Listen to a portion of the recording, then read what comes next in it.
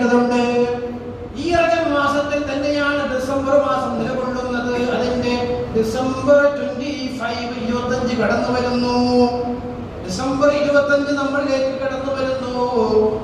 അതിന്റെ ആഘോഷങ്ങളിൽ മനുഷ്യൻ പുറകെ പോകാൻ പാടില്ല. കാരണം എന്താണെന്നറിയോ?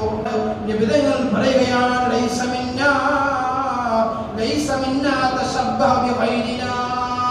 മറ്റുള്ളതായ സമുദായക്കാരോട് സദൃശമായ ആളുകള് അവരുടെ ആരാധനയുമായി, അവരുടെ ആഘോഷങ്ങളുമായി, അവരുടെ ആചാരങ്ങളുമായി ഞങ്ങളിൽപ്പെട്ടതായ ഉമ്മയായ മനുഷ്യൻ അവരുമായി കൂടിക്കലർന്നാൽ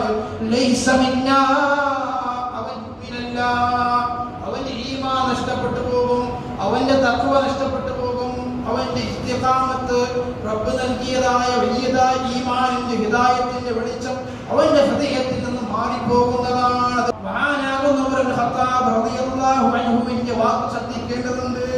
ഇജ്തനിബൂ അദാഅല്ലാഹി ഫീ യൗമി ഈദിഹിം. നിങ്ങൾ അല്ലാഹുവിന്റെ ശത്രുക്കളായ യഹൂദി നസാറാക്കളുടെ ഫീ ഈദിഹിം അവരുടെ ആഘോഷങ്ങൾ നിങ്ങൾ വെടിയുക.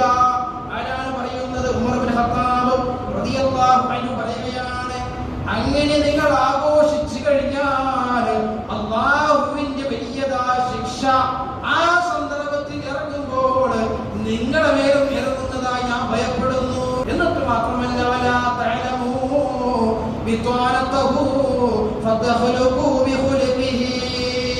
നിങ്ങൾ അറിയാതെ തന്നെ അവരുടെ സ്വഭാവമായി നിങ്ങളുടെ സ്വഭാവം ഇണങ്ങിച്ചേരുന്നതാണ്.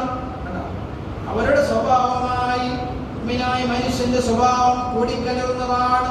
അതുകൊണ്ട് നിങ്ങൾ അതുപോലെയുള്ള ആഘോഷങ്ങൾ വെടിയുക എന്ന് മഹാനാകുന്ന ഉമർ ഇബ്നു